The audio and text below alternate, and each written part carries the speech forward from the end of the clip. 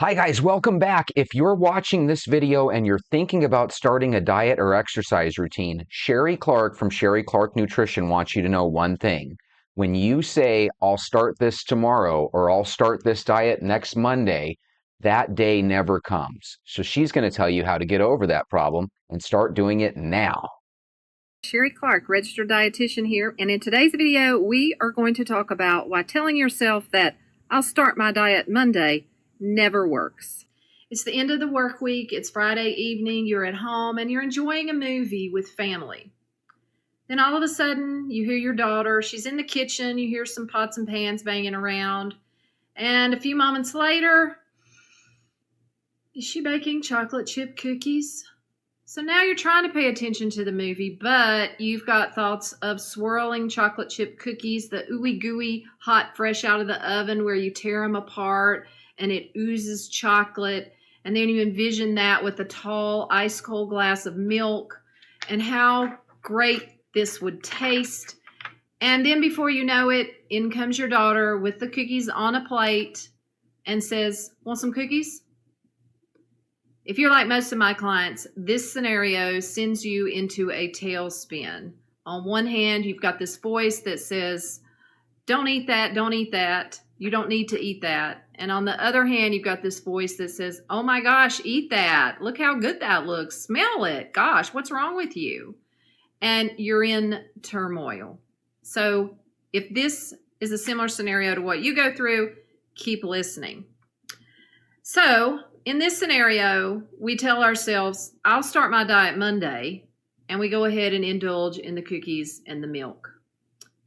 I call this self-sabotage. It simply means it's what we tell ourselves in the moment to justify our behavior, and it's a behavior that we think we should not be engaging in, or we think that it's not good for us. But we go ahead and make an excuse in the moment to go ahead and act. Sound familiar?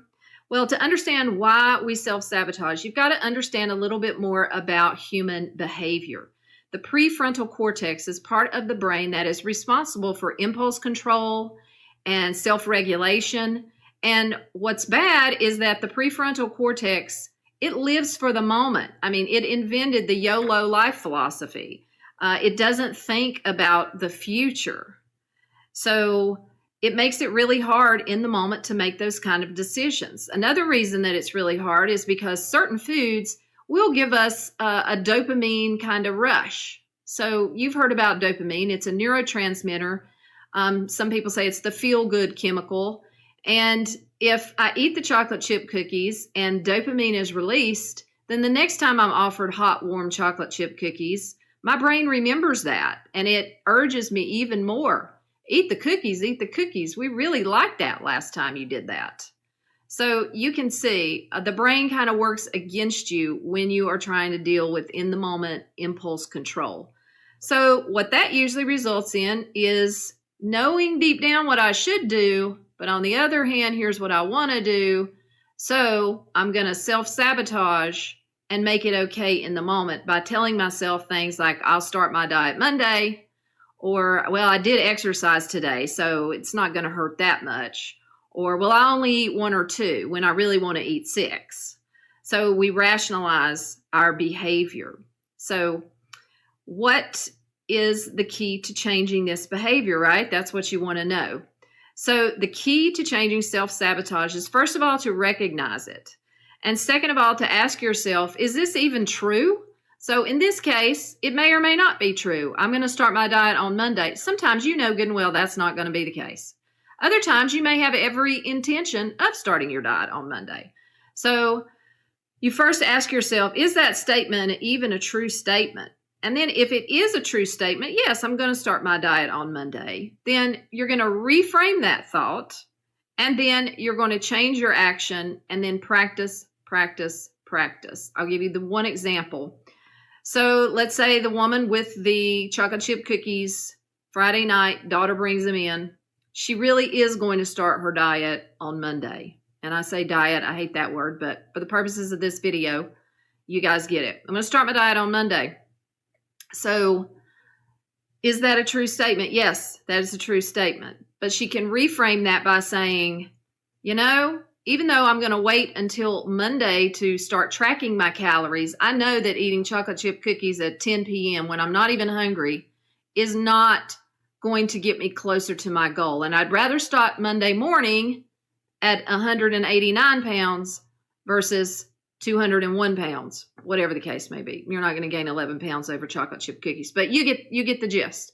We do get the gist. What she's saying is don't start Monday, start right now. That's the best thing that you can do. I would probably break down and eat the cookie and just start Monday. But that's so Sherry Clark told us that starting our diet tomorrow or Monday is never a good idea. We should start it now.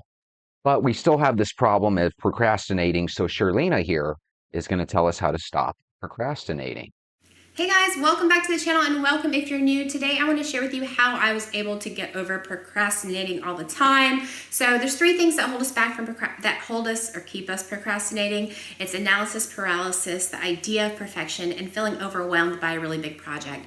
The analysis paralysis, especially when we're starting a weight loss journey, we want to research different diets, see what people have been successful with, follow fitness people on Instagram, and there comes a point where some of us, we've researched all we can, like we've exhausted everything. Whenever you start seeing the same things over and over again, that's when you know, okay, you've researched all you can, and it's time to get out there and start trying new things. And that's where the idea of perfection kind of holds us back, because we're afraid to try because we think we have to find the perfect diet right off the bat. We have to go gung-ho and make everything ideal. But it works better when we allow ourselves just to try different diets, see what works for you, put some feelers out there. You don't want to have to like put all your marbles in one basket. You want to give yourself some feelers, start putting things out there, and you'll know when you find what works for you, when it fits into your lifestyle, when it kind of molds into it and you can see yourself doing it for the rest of your life, because you don't want to be torturing yourself like trying to stick to this diet and you feel like your whole life has to revolve around diet.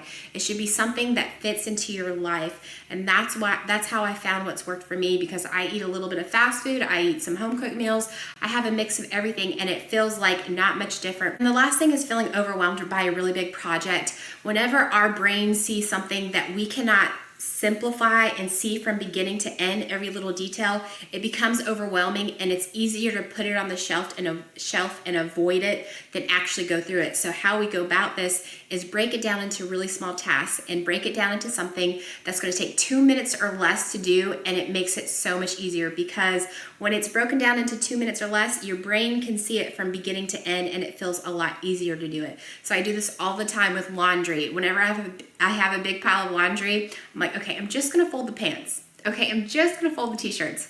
And literally that's how I get my laundry done, by breaking it down into small little tasks. It's the same thing whenever we end up eating a whole bag of chips. How does it start? It's always, okay, I'm just gonna have one chip. I just wanna try one chip. Okay, let me just have one more. That's like 5 calories. And then before we know it, the bag of chips is gone. So it's the same concept. Breaking it down into these little tiny pieces make it so much more manageable and easier to do. It did help us. So we're going to baby step our way into a walking routine, right?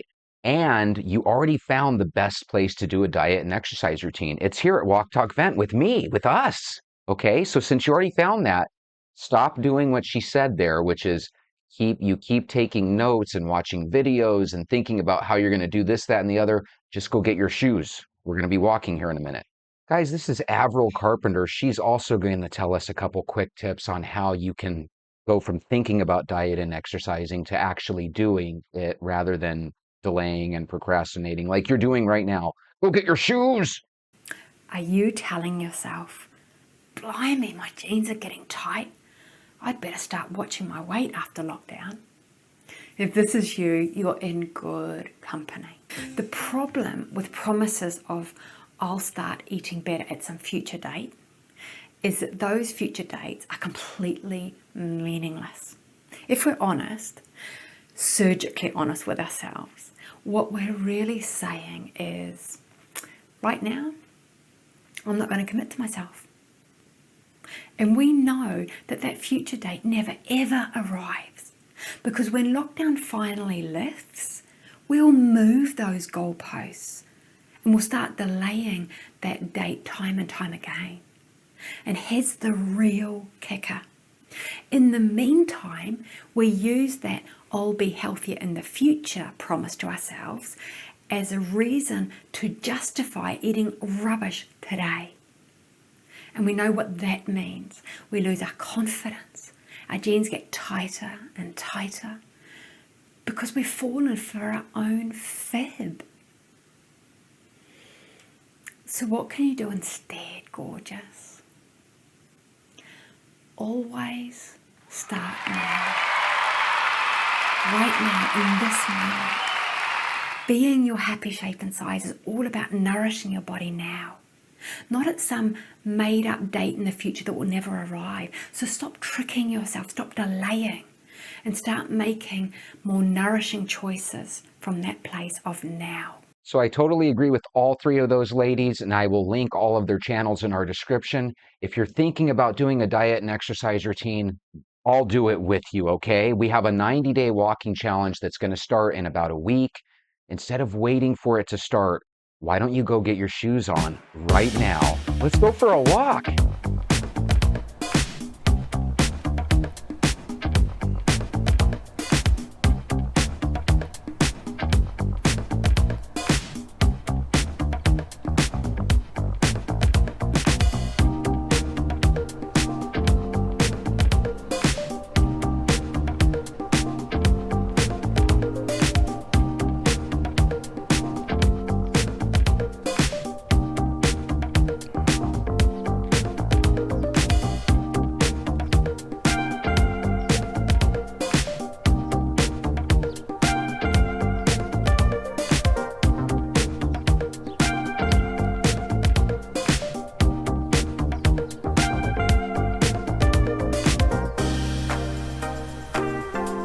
Well, good morning, Venters. It is Sunday for me, so I'm assuming it's Monday for you. Not the most fun of days, right? Mondays. But if you're new to our channel, one of the advantages we have if you decide to walk with us early in the mornings is a lot of times you can get the tiredness out of your body with a really good walk. And then you can go to work, and instead of feeling like, oh my God, it's Monday, maybe your walk can give you a little inspiration, or if not that, at least a little energy. You know, every time I'm walking, a lot of times my first couple steps are ones that include tiredness, right? But then after a couple minutes, you feel the sun, and all of a sudden you feel like, heck, I'm awake. I mean, I don't know if it's the same awakeness as a person that drinks coffee feels after their first or second cup of coffee, but I'd imagine it's up there. I mean, I literally do feel pretty woken up pretty quickly. In Arizona, it's hot as heck, even in the mornings, so at least this time of year. And I don't know if you guys remember from yesterday, but you remember yesterday I showed you guys the dumpster that was on fire. It ended up kind of melting down into a, I don't know, what would you call that, about a 3-foot stump of plastic or whatever material is used to make those. I'd imagine some sort of plastic of some sort.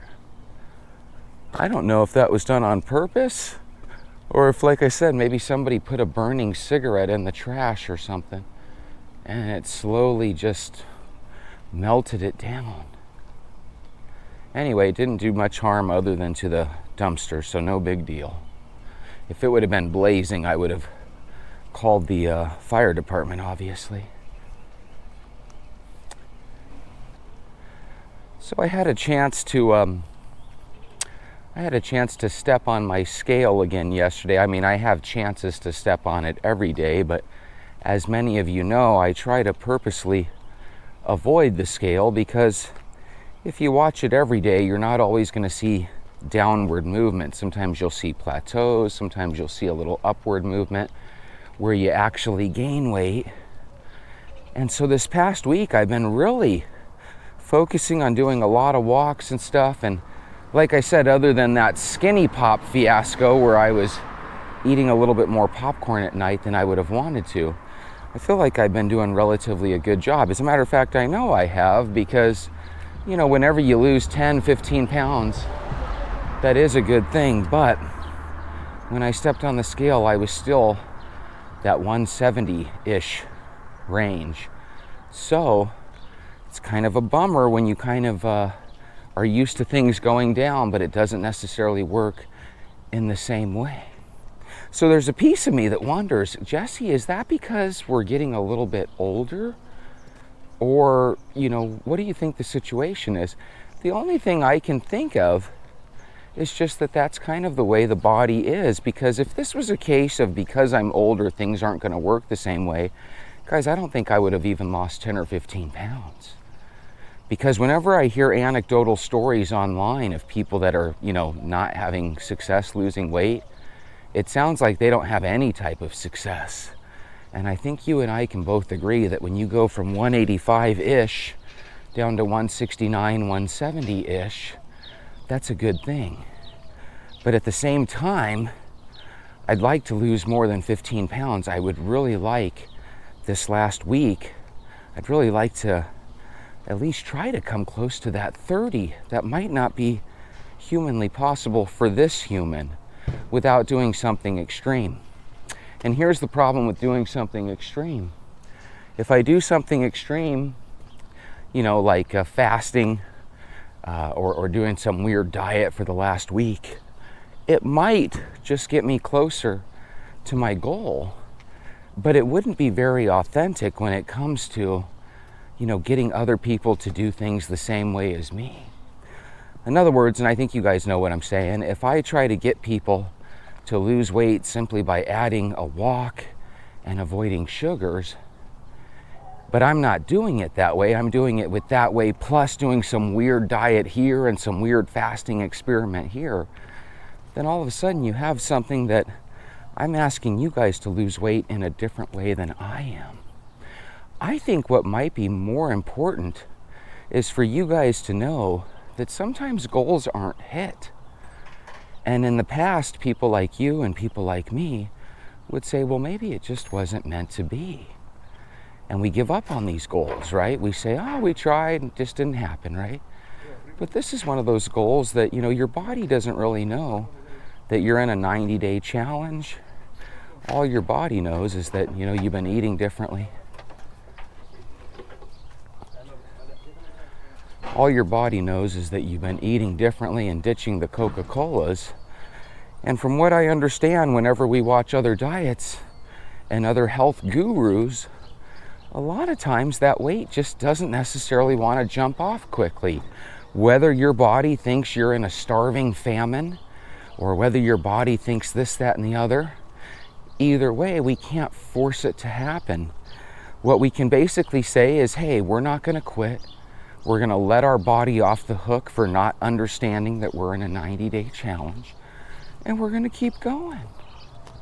So I guess the real question for you guys to ponder is, I said I was going to lose 30 pounds in 90 days. We're finding out that I can't force things either. And if I can't force 30 pounds of loss in 90 days, but I'm still losing some weight, well, then that puts you in a weird situation, doesn't it? Because you might be in that exact same situation as me, where you didn't quite lose 30 pounds either, but you've realized now that you actually do enjoy your walk.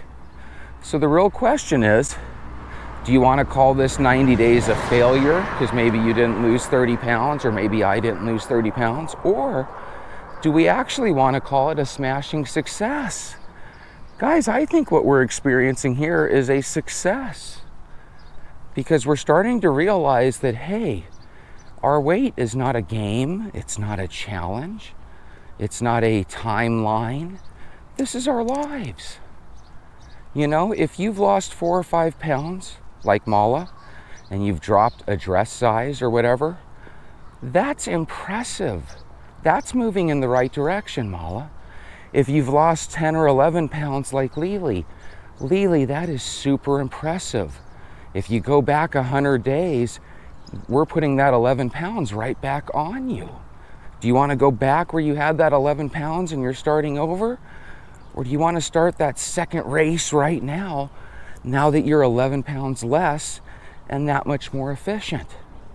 Let's take it to a higher level.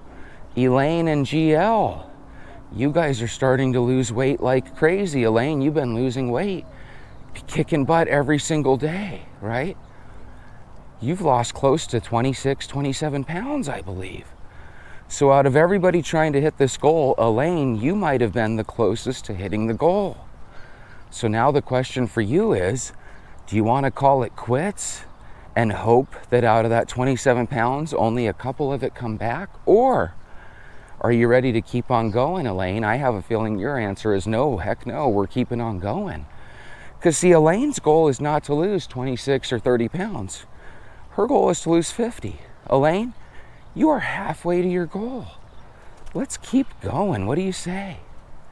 So that's where we are, guys. I don't think it should discourage you that not very many of us lost 30 pounds. I think it should encourage you because once again, you're not alone, okay? Losing weight is a challenge. No matter what anybody tells you, you have to apply a little willpower. This is why I don't like when people say that we're powerless. Because if we were truly powerless, then right here and now, all of us would be unplugging from this game and we would be quitting and we would be going right back to where we were.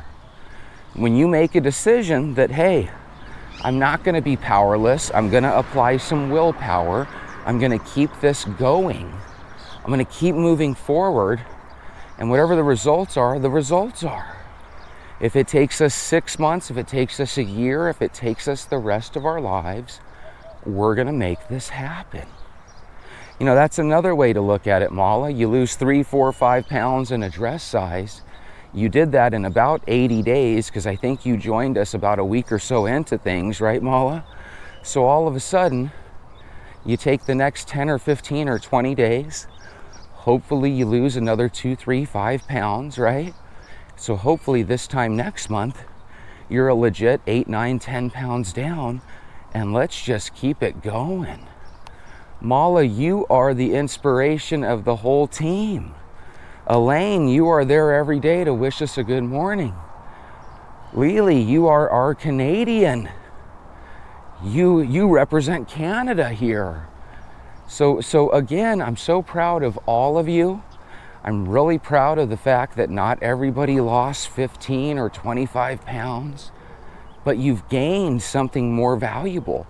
You've gained the knowledge that, hey, there is something to this walking game. Guys, I think walking might be the most powerful thing in the world, even more than Kaizen. Because I believe Kaizen's a real powerful thing, the whole baby step principle. You can really accomplish great things. And let's be honest, Lily, there's moments where you can upgrade this even further. You only quit soda in the past month. If you can continue down that path, and it's funny, whenever I tell people you've quit soda for a month, there's always a piece of me that's thinking, well, I hope she stayed with quitting soda because, you know, you could have had a couple sodas this weekend, right? But if you continue down that path of staying away from that late night Coca-Cola, Lily, that 11 pounds is gonna continue you're gonna continue. So one day instead of 11, you're gonna look on that scale and you're gonna be 17 pounds down. And you know what happens to the mind when you're 17 pounds down, Lily? It makes you wanna be 20 pounds down. And guess what? When you hit 20 pounds, you're gonna say, I wanna be 25 pounds less. And when that starts happening for each and every one of us, that's a victory. That is a victory. How has your brain changed with your walks? Have you started to evolve as a human being where now you know where to go to think about your problems? You know what to do when you need to get away. You ever been in one of those situations where you just don't want to be around people? You need to do some thinking, but no matter what room of the house you go into, there's a child, there's a grandchild, there's a spouse, there's a cousin, there's an aunt, there's a friend. Sometimes you need to just have something that belongs to you, and that's what your walk is, guys. That's what your walk is. So am I going to hit that 30-pound goal? Guys, it doesn't look like it, but I'm not giving up. And that's the thing. Never give up.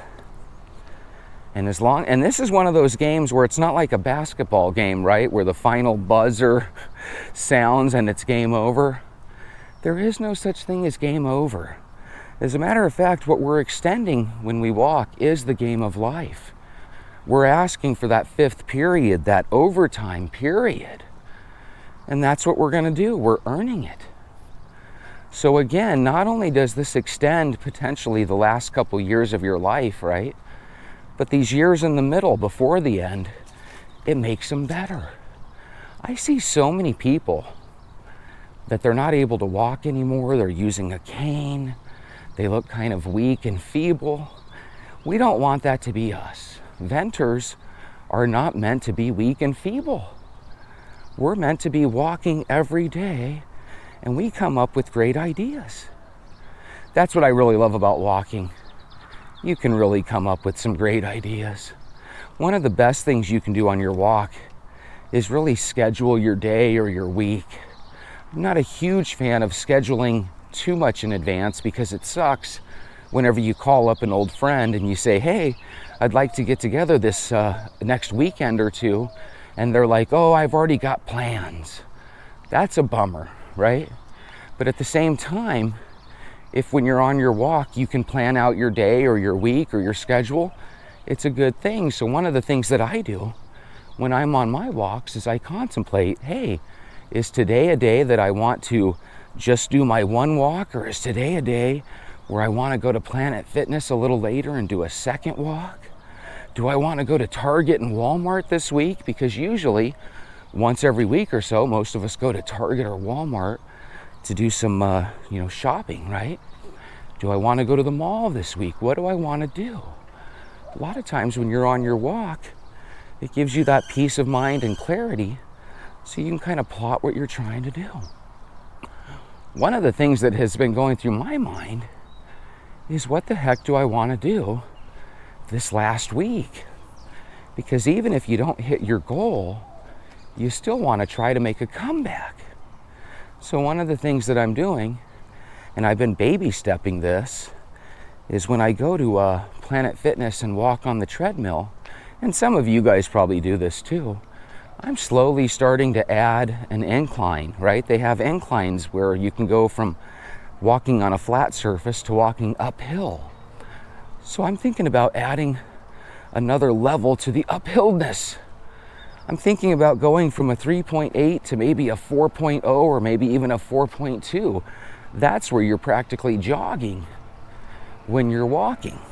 And one of the things I've been doing is I've been slowly creeping my way up from 30 minutes to 32 minutes to 35. Maybe today will be the day where I decide to go ahead and do a 45-minute walk on the treadmill. And I'll do that for the last week here. My game plan after this last week is to kind of take a step back, kind of restart with the new venters, not restart in a bad way, just maybe kind of let go of some of these extra credits. Not that I would normally do this, because normally I wouldn't, but maybe I'll still do extra credit, just won't necessarily talk about it as much. I think you guys know what I'm trying to say. I want to continue forward, but at the same time, I want to take a step back in case we have some new venters that are going to be starting their first day with us again.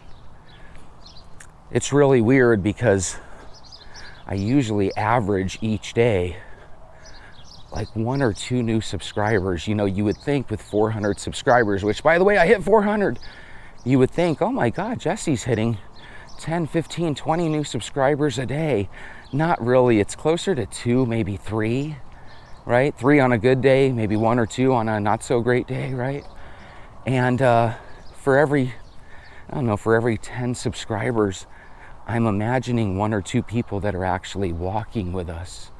So I know a lot of times some of my venters will say, oh my God, you've got 400 people walking with you every day. I don't know if subscribers are necessarily walking. I like to think that they're contemplating the walk.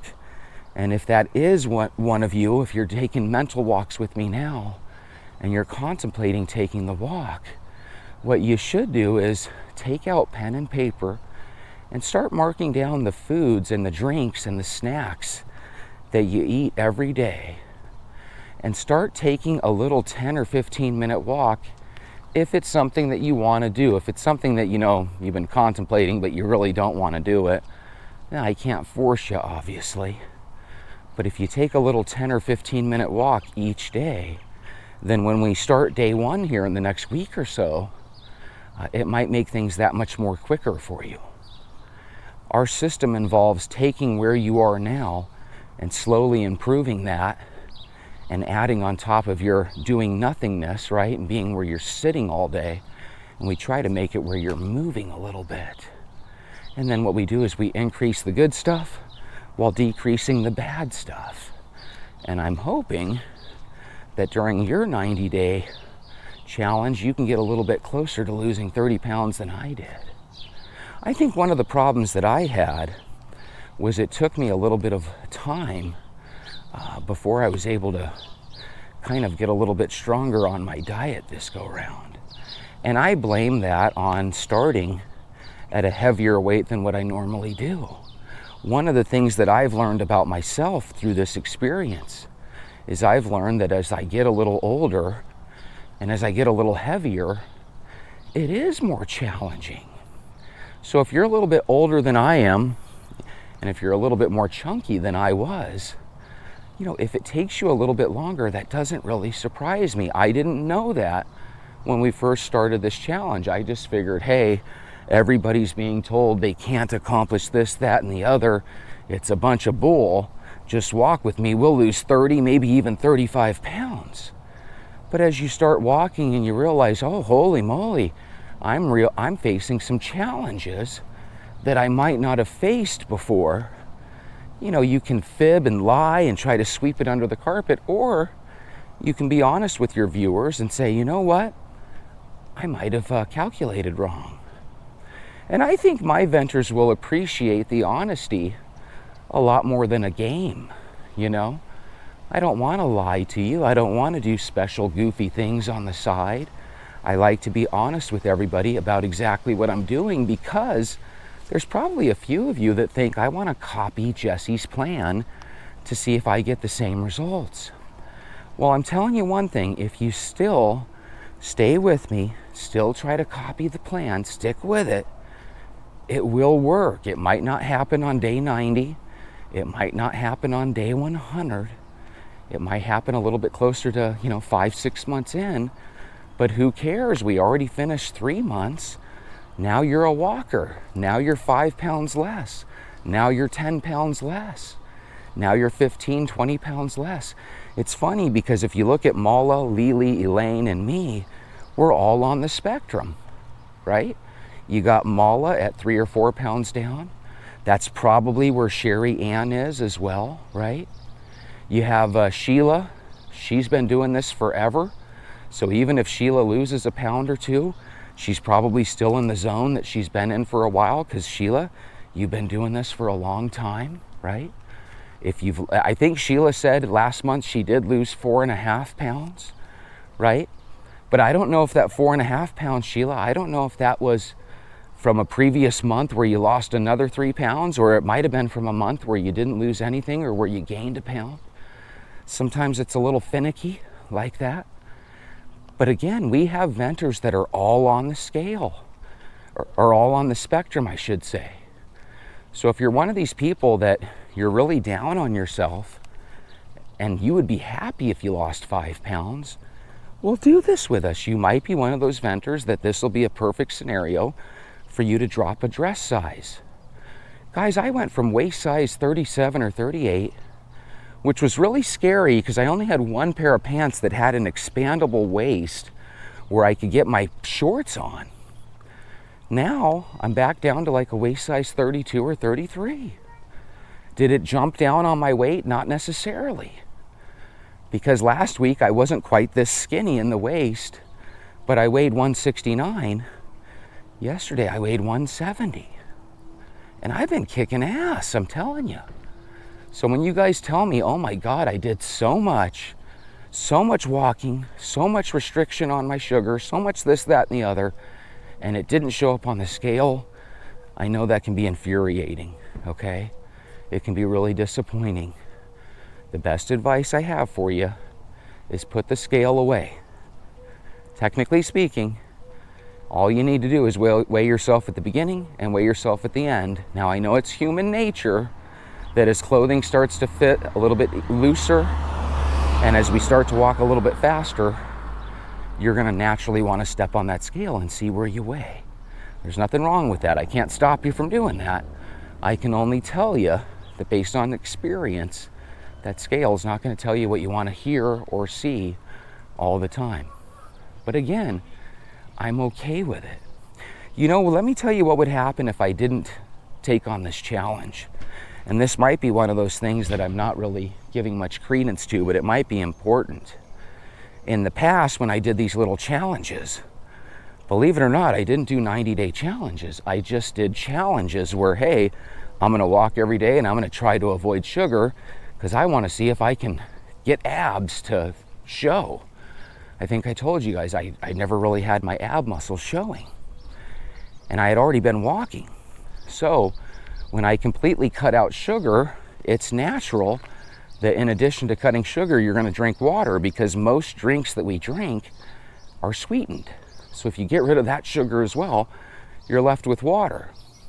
So all of a sudden your boy is doing walking every day, avoiding sugar, and drinking nothing but water. And all of a sudden I just started getting skinnier and skinnier, and all of a sudden those ab muscles started to show. My rib muscles started to show as well. And when you can lift up your wing or your arm like this, and you can see little bubbles of muscles on your ribs, it was kind of neat looking. Again, it wasn't Lou Ferrigno or Arnold Schwarzenegger muscle. It was more like a long distance runner's type of muscle. But again, when you haven't seen abs on yourself in pretty much forever, and then all of a sudden you do, you're like, hey, I found the secret out here. All right, it's really getting warm here with direct heat by the sun, and my camera keeps turning off. And you know what I'm thinking? I'm thinking maybe we should take a field trip. Maybe today will be the day where the Venter's energy will infuse into my soul and I can walk in the mall with you guys. You guys want to take a field trip into the mall? Oh my God, they got New York strawberry cheesecake ice cream. That sounds delicious. By the way, did you guys hear that, whatchamacallit, Cold Stone Creamery is being sued because their pistachio ice cream doesn't have real pistachios in it? I thought that was incredible because the other day I told you that it's a grandparent's duty to make sure that their grandkids try stuff like pistachio ice cream, right? Because otherwise all they're gonna try is chocolate chip and mint and cookies and cream, you know? God, I love the mall. I wish we could quit shopping online so much and bring back the mall. This is where we used to meet people and hang out and do everything. Remember the Build-A-Bear workshop? Scott, I took my son there when he was like 4 or 5, and I think I took my daughter there when she was like 3 or 4 or 5 as well. But that is awesome. God, I love Legos. This isn't so bad. 10, 15 years ago when people actually went to the mall, that would be pretty bad. So the reason I wanted to show you guys this, obviously you guys have been to a mall before, but my thinking is in here it's probably 70 degrees, feels totally pleasant. There's probably a lot of places you haven't checked out in a long time, right? And my thinking is if it beats the 100-degree heat outside, why not take your walk indoors and visit people? I'm starting to get some stares. No big deal. No big deal. Me and these people have a lot in common. We still like to get out and check out the mall and stuff. Maybe even the food court. Oh my God. When was the last time you had an Orange Julius? Did you know that in 1926, Orange Julius started? Orange Julius is darn near 100 years old. Is that crazy or what? And I might be wrong. It might be 1923. They might be 101. But either way, they're either 99 or 100 years old. Would you have ever guessed in a million years that Orange Julius was basically 100 years old? And could you imagine 100 years ago in the state of New York trying an Orange Julius? God, I wonder how many people said, this will never last. I love Orange Julius. If you're more of a Jamba Juice fan, let me know down in the comments. So anyway, in case you guys haven't heard, I recently walked my way to 400 subscribers. Thank you guys so much if you have subscribed. If you're one of these people that watches videos but doesn't subscribe, maybe subscribe and say a comment or two so I know you exist. Do you guys remember when a mall like this wouldn't have had, a handful of people here and there, but would have had literally, a claustrophobic feeling because there would have literally been thousands of people at the mall each and every Saturday? Now today is Sunday. I assume Saturday is a tiny bit busier, but still, it boils down to the point, instead of going out and being social like we used to, we just pick up our phones and buy stuff off the phone. So when doctors tell us that we need these medications or we need these surgeries or we can't do it on our own, I think the reason we no longer can do it on our own is because nobody's walking, nobody's being active at all. And of course, there's people out there that are skiing and they're going, climbing and hiking and different things. Of course that's happening. But I'd be willing to bet their numbers are dwindling as well. I think a lot of people just kind of hang out at home talking to their friends on their phone, and they don't even talk. They text. It's very, very disheartening. All of these businesses to keep open probably have to pay thousands of dollars a month just for the rent. And then you got to pay for your employees, hourly salaries and what have you. And what it all boils down to is you get this really tough situation where stores have no other choice but to close. So again, if you can come out even once a month and go shopping at your local mall, we might be able to save these, I don't know about you, but I don't want a world in the future where you can only buy stuff online. That doesn't sound appealing at all. So again, if you agree with me, let me know in the comments. Get your shoes on, take your walk today out at your local mall. Let's see if we can get the world out and about doing stuff again. I think the best thing for us would be the exact thing that George W. Bush said. Don't look back on tomorrow, look forward to yesterday. We used to live a better life, a healthier life. We got to get back to that. All these people are staring at me like, who's he talking to? Obviously, I'm talking to this chinchilla by my chin. That's a nice chinchilla you got there, Jesse. Thanks. So anyway, a lot of times I'll come up to malls like this and I'll just kind of remember what it was like being in this exact mall when there were literally dozens of people at every store. Those were really good times. I really think we need to try to get back to those times. And I think it's possible. They say that once you kind of move from your hometown, you can never go back. But you know what? I think we should fight that. And I think we could fight that very easily. Number one, instead of being on our phones, we go out, we take walks, right? Number two, instead of texting people, maybe we pick up the phone and actually give them a call and speak to them, right? And number three, instead of picking up the phone to go to Amazon and order everything, right? Why don't we actually pick up our feet, get in our car, go to the place that we want to go, and be human beings again? This is what we're all about. As a matter of fact, when people talk about the alien takeover, sometimes I wonder if they already did take over. How did they ever get us to the point where we didn't want to hang out at malls, where we didn't want to talk to our friends and family? How did that ever happen? It sounds like something. It sounds like some entity came down, brainwashed and warped all of our thinking into believing that we don't need to be social anymore. Could you imagine a bunch of lone wolves where there was no wolf pack? That's the world that we're going into. And wolves are famous for having a wolf pack. Well, you want to know something? Humans are famous for having community. I just don't see it anymore. But I'll tell you what, that's what's encouraging about us venters, right? We're the closest thing I've seen to a community in quite a few years, So just want to let you guys know, if it's getting too hot, or on the opposite side of things, it's getting too cold, there's absolutely no reason why you can't go to your local mall and walk. If it's a mall like this where it's got more than one floor, you know, you can just walk back and forth just 2 or 3 times.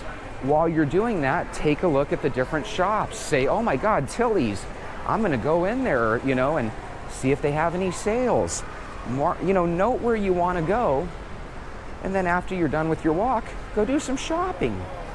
Now right here is that part of the mall where it's starting to smell really good. It's not just because of the food court, it's because of Cinnabon. Cinnabon is one of my favorite places.